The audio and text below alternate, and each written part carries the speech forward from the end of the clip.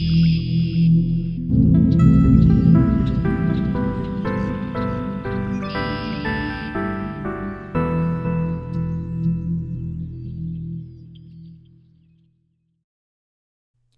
back to the Birds on Powerlines podcast. We're glad you're here. For this installment, we're talking about Wild Blue Yonder, or the second part of the Doctor Who 60th Anniversary Special. If this is your first time catching our podcast, to let you know, this is the third podcast talking about the 60th Anniversary Special. We were so excited about the series that we actually got carried away talking about bigeneration and the story arc. So we ended up deciding to talk about the series in reverse order. And we started with the third part, of course, the giggle. And then we had so much to talk about that we actually did that over 2 podcasts. So we hope that you'll take the time and go and listen to what we had to say about that as well. So now, on with our Birds on Powerlines discussion of Wild Blue Yonder. So, Wild Blue Yonder. Honestly, I love this episode so much.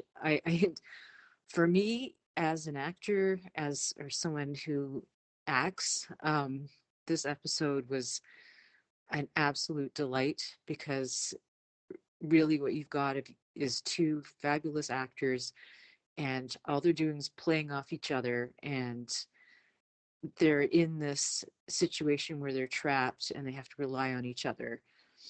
And the threat in this case was more psychological and terrifying, right? Because they're sort of, there's the threat that's against them is essentially knows everything that they know. And so that made this really, creepy. And then with their writing, they still managed to put in some levity, right? So that whole thing with Mavity, and then even thinking about where that came from with Sir Isaac Newton and the humor in there. But then when they get, to the edge of the universe and they're walking through that ship, and they're talking about Isaac Newton being really, really good, really hot, or really good looking, and then the Doctor agreeing with Donna, and then he's like, oh, is that who I am now? And I just had to laugh because that was foreshadowing. And I mean, you look at it now, it makes sense. He's like, oh, that's who I am now, and that sort of shows that number 15 was inside of him the whole time. And going back to that whole bigeneration thing, and here we have this foreshadowing, and it makes a lot of sense now that you look back on it. So I just thought that was, one little bit of foreshadowing there, and it made it funny as well, right? Even though you're in this terrifying situation and wondering how these 2 characters are going to get out of this. And yeah, looking back on it, I mean, I know that happened before they knew that the threat was. But when you look at the whole arc of it and thinking, oh yeah, it was pretty funny. Yeah, I definitely agree, because I think that episode, like, arguably was one of, like, the darkest episodes, really, or one of the ones where you really got to see, like, how deeply traumatized the Doctor was, especially by, like, everything that they had gone through for the past, like, however many iterations. And it's been, like, accumulating until we've reached 14 now, and he's just like, he just can't really handle, like, all of the stuff that's happened to him. And that's why, like, it really hurt, especially when, like, he thought he was talking to Donna in that, I think, like, the first time they got separated, but it really was not Donna. And that really, like, you can see, I know you've said this, but you can definitely see, like, how hurt and shocked he is, because he thought for, like, a split second that he could trust, like, Donna, of course, and that she really was someone that he could, like, that was able to understand what he had gone through. And, like, it just was really very, very, very profound when, like, you can see that he was just so shocked when it ended up not being her. And even afterwards, when he tried to really broach the subject, like with her, like, how much do you remember of my memories, and the fact that she wasn't really able to, like, she had them but she wasn't able to really process them because it would melt her brain really. Like, you can really see that, like, he just wanted someone who understood what he went through, and that's really why I think it was so good that even though 14 and 15 didn't get that much time together, now 14 knows that he is eventually able to move on from this, and there is someone out there that technically, yeah, I guess they're the same person, but there is someone out there who truly does understand what he went through. And really, just, I think knowing that made it so that in the next episode he was able to just let go of everything and really just begin to heal. But definitely in Wild Blue Yonder, like, that's kind of, I think, the start of his whole process of healing, though it is a bit of a traumatic start. That was really one of the most poignant scenes in Wild Blue Yonder. The doctor telling Donna and just lifting all of that burden off of his shoulders, and having someone to help him essentially carry that. And Donna as a companion was one that really shared in the struggles with the doctor. It wasn't just a bystander, so it would be so logical for him to reach out to her for this. And then in this case, after telling her, in a way it was good, because the not Donna essentially, but Donna in this case, he didn't have to tell her that, she already knew, and it sort of saved him from articulating all of those things, and he could just have someone already know, and then he could just reach out to her for comfort. And then when he actually reached out to her, finding out that it was the not Donna, and the shock and the fear he expressed from that, and then running away, and then the amazing display of acting by David Tennant, showing the frustration of the doctor, and how profoundly this struck him, and it was just so hard to watch in a way. I mean, it was a beautiful piece of work by David Tennant, of course, but wow. And your heart essentially breaks when you see this happening.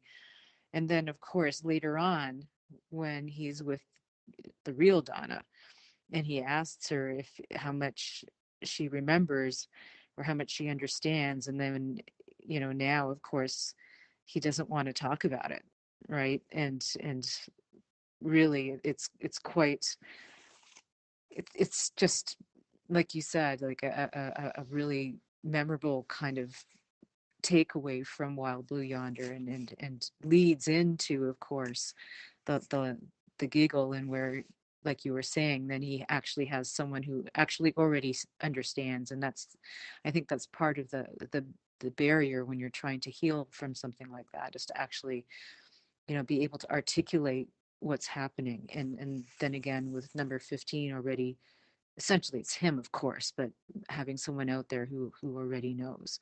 But I think that's what made these not Donna and the not doctors so scary as monsters, because they essentially were them in a way.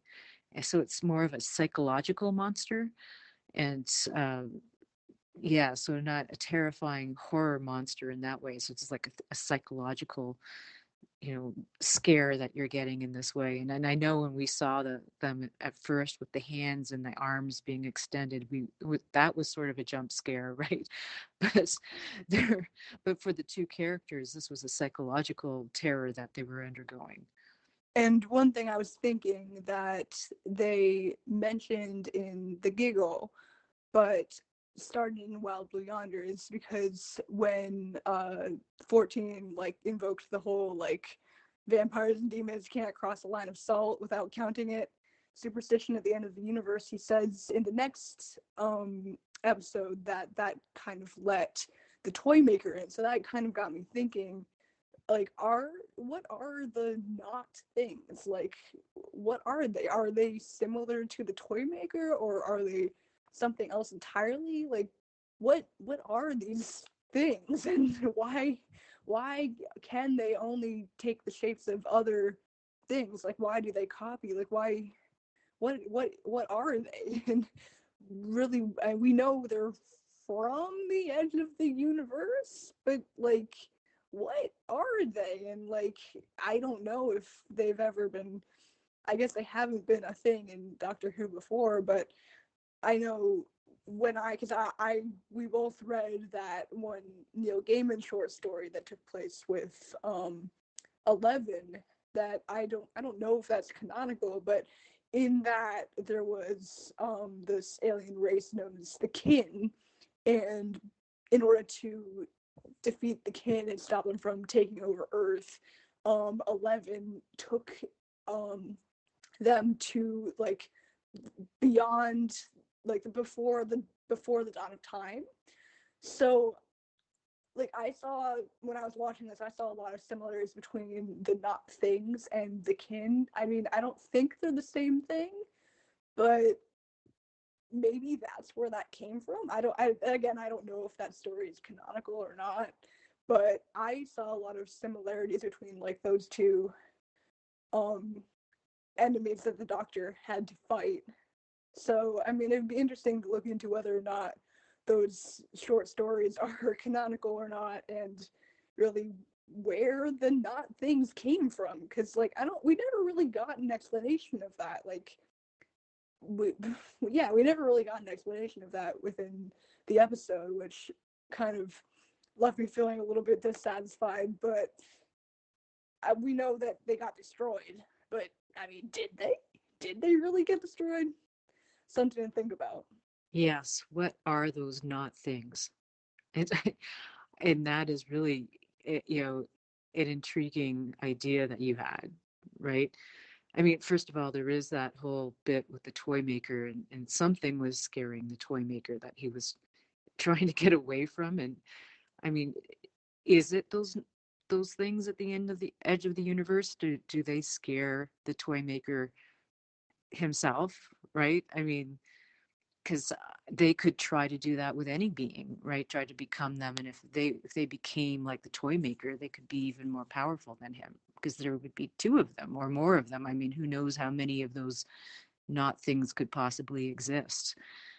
But your idea going back to the kin is actually quite interesting, because I actually went back and I looked, and that episode was nothing o'clock, right? And these are not things, right? And I just thought that was kind of an interesting parallel, right? And then of course the Doctor got rid of them, or trapped them essentially before the dawn of time, and then here they are at the edge of the universe, and wanting to crawl their way back to where there was things that they could interact with. But the things, the kin was like one thing, right? But then again, they could be multiple things separated by time, right? But another thing that was interesting is that the kin had trouble making faces, so that's why they had those masks, right? If I remember correctly, they couldn't do faces. And then here we have these not things are having trouble with the arms, and then the knees, and things like that. And then thinking about each of their encounters, and the one, obviously what happened with the the Doctor being alone with the not thing the first time, or the not Doctor, was that whole confession that we were just talking about. But then when Donna was confronted alone with the not Doctor, and what was happening there was, taking off the tie, and then not realizing that the tie would still have to be there. So it was just like, oh, the tie should still be there. Oh, I get it. This kind of thing. And just everything's just a little off and disturbing. And then of course, when the four of them are like the not Donna, and then the not Doctor, and then the Doctor and the Donna, and they're all facing off each other and trying to find out which ones were real. That was just really cool to see that play out. I think that scene with like all four of them kind of facing off really highlighted how close like the Doctor is to Donna, and how, and vice versa, because like the not Doctor and the not Donna, like they were pretty much like I mean at that point they weren't completely identical almost completely identical copies, but they were pretty close to being identical copies. And even like for the first like 10 seconds of that interaction, like, or even like the first like few words they all exchanged together, like you could tell that the real Doctor and the real Donna weren't entirely sure until like that one moment when they were like, oh, it's you.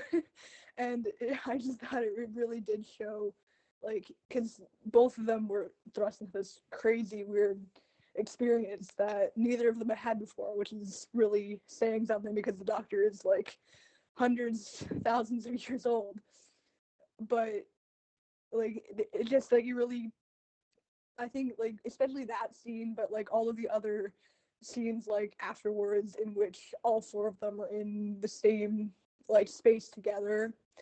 But that scene especially, like it really just like it really just it showed both how out of their element both the Doctor and Donna are or were, but also how much of an ability they have to take control of this strange, crazy situation that they're finding themselves in. And really just it kind of, for me, it drove home the point of like the fact that both of these characters, they are both very strong about themselves, but they're even stronger together, because I'm sure neither of them, if they had been alone, would have been able to get their way out of this situation. Because like sure, like the Doctor is supposed to be like, oh, like the one who can never stop thinking, he's always thinking, and that was how he figured out why the not things were trying to scare them and make them both think faster.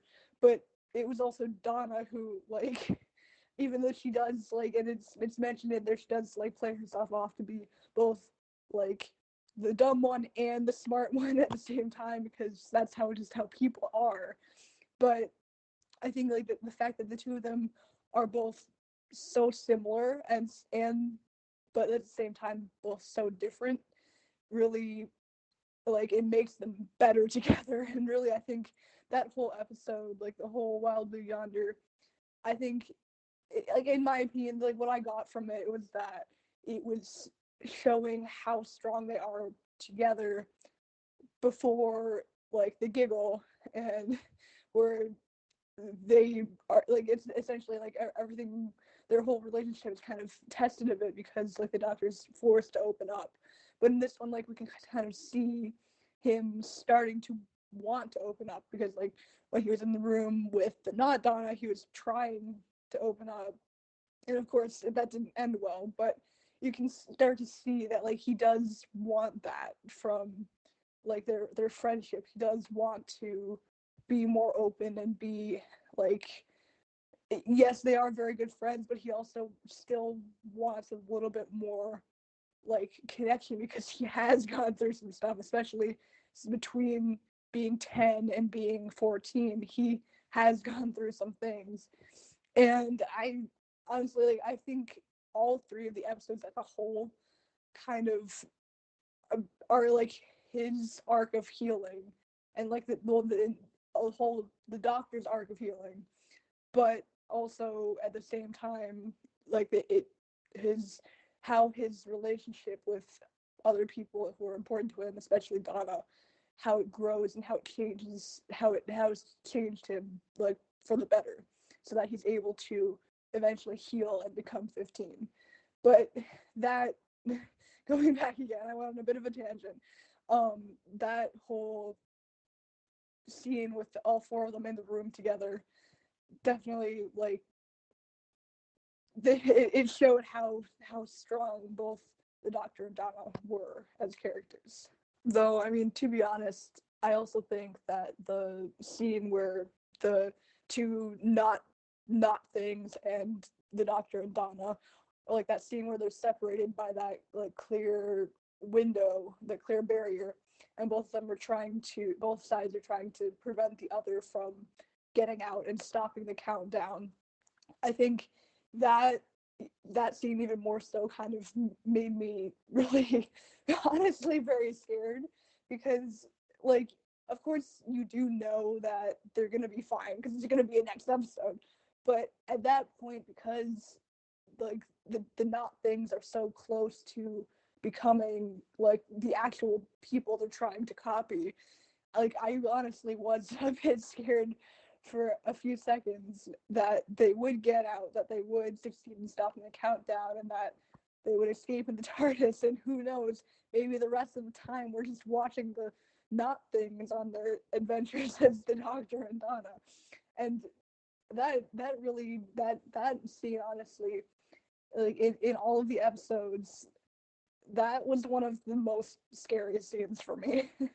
I'm sure there's all kinds of like symbolism there, and like maybe like worrying about like not like not identity theft, but like not being an accurate like representation of yourself. I'm sure there's some kind of symbolism there, but like honestly, that scene really did kind of scare me a bit. I don't know how you felt about it, but like it was just very unsettling because they were just so close to being like perfect copies of them that it just really did freak me out. And I think it honestly did. I honestly think that it did freak out both the Doctor and Donna as well. But of course, like when we were actually watching the episode for the first time, we didn't know for sure that like it would be okay. And I think honestly that's probably what scared me the most, that we didn't know that the Doctor and Donna would get out of this and be okay, because as I said, for all we knew, it could have just been the adventures of not Doctor and not Donna, because who knows how would anyone even be able to tell the difference between the real ones and the copies. You're so funny. I had a good laugh at the idea of having the not Doctor Who and the not Donna, or the not Dr. Donna. That would be just so funny. Oh my God. My brain did not go there at all. But yeah, they were pretty scary. So just thinking about the not people as monsters in Doctor Who, right? Because they are the Doctor and they are Donna, but they're not really, right? And I think that it goes back to what we're talking about with the Stookie family in the Giggle, right? Because they were just, you could tell that they weren't real, but they were real enough to make them disturbing. And if you think about the not Doctor and the non-Doctor and the non-Donna, and how that they could contort themselves into strange ways, and that's how you knew that they weren't the right people, obviously. But I think the way that they would contort themselves, like I think the not Doctor contorted himself upside down when he was frustrated with talking with Donna, and he was making fun of her, and that was just so disturbing. And then at the end he was running on all fours to get to the switch so that they wouldn't set off the bomb, right? I mean, so that, I think in the, thinking about it, becoming the not Doctor Who, at least we would know which one was the real Doctor, right? Because the the the not one was running on all fours, so we were able to separate those two. But there's that little doubt about Donna, right? Um, but yeah, that's just really strange. But if we think about it, how do we know the difference? Now, I don't think that they're going to be. I mean, I don't know. Here, I'm going to go all scientist on you, but would they be changed at the DNA level? Like, would the TARDIS be able to tell the difference between the two doctors and the two Donnas? Somehow she might know that this was not the right doctor or whatever. Um, so I don't know, but then at the other end of it, when it came down to the real Doctor and the real Donna, I mean, they would have sacrificed themselves to save humanity or save, whatever it is, whereas the not ones would not, and it would just not be as interesting if we had the wrong Doctor and the wrong Donna in Doctor Who, because the stakes just wouldn't be as high, because these ones would completely take over. But yeah, but anyways, what a funny idea. But yeah, it never crossed my mind. And something that I was reflecting on was the song Wild Blue Yonder. And just like I think Donna was saying that she would have to sing it in school, right? Or they would sing it in school or they hear it in school. And when I was young, yeah, I remember hearing Wild Blue Yonder. I don't know if it was in school or what it was, but I just remember the chorus of it and I never really thought about what the actual words were. So I think I would agree that it really is not a happy song, right? But yeah, I was thinking back on that just because they brought that up in the show and the fact that we used to hear it at school as well. And I think I'm going to go all actor on you again here, but one of the things, aside from the fabulous acting that was required to pull off Wild Blue Yonder on the part of David Tennant and Catherine Tate, to make this, really sell this episode because it was all the acting.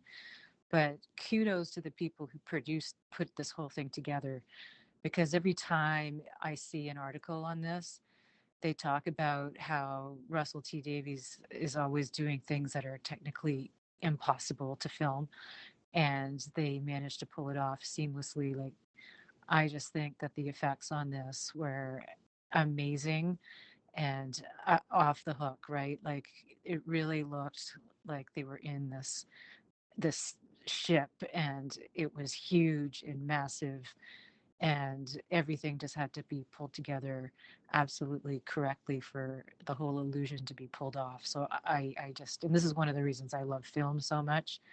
It was, yeah. So that was another thing that we should definitely make sure we highlight in the magnificence of this episode. So there's that thought. And then getting back to what you were saying about how I guess you said it was your favorite scene when they were sort of the non, or the not doctor and Donna looking at Doctor and Donna across the glass and trying to outwit each other so that they could either turn off the bomb or make sure that the bomb was going to go off or the ship was going to explode. Um, that, of course, was amazing. But, and I say that a lot when it comes to this episode, but I think one of my favorite scenes was actually just at the beginning when the doctor and Donna were looking out the window at the edge of the universe, and just that whole kind of thought of being at the edge of everything. And just, I don't know why I found that so amazing, and he was saying, oh, well, that's where your family is, that direction. And just the thought of being at the edge of everything, and what that must be like, and what it actually is like, because there is an edge to the universe.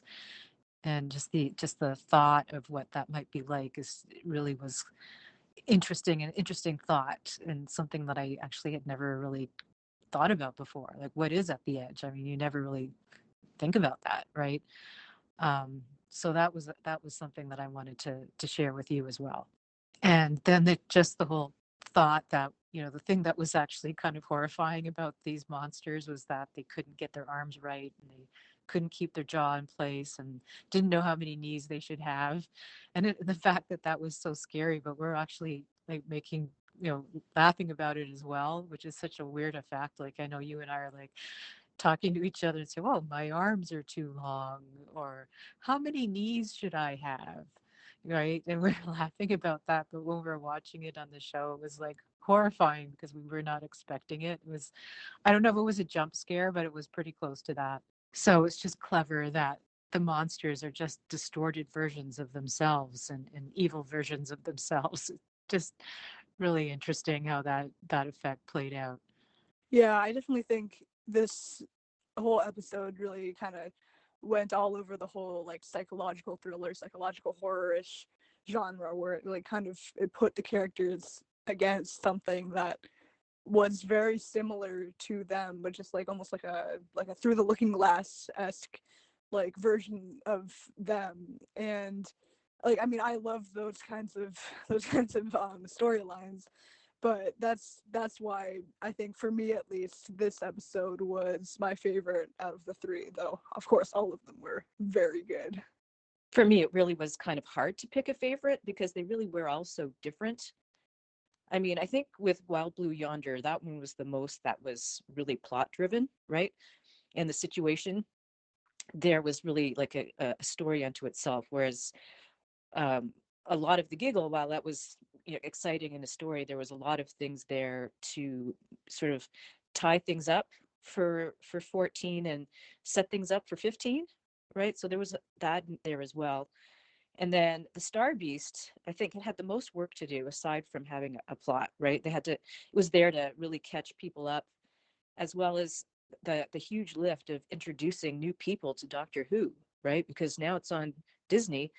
So that really opens up the floodgates to all kinds of new people, right? So I think that that one had a lot to do aside from just telling an interesting story. So yeah, let's start talking about the Star Beast.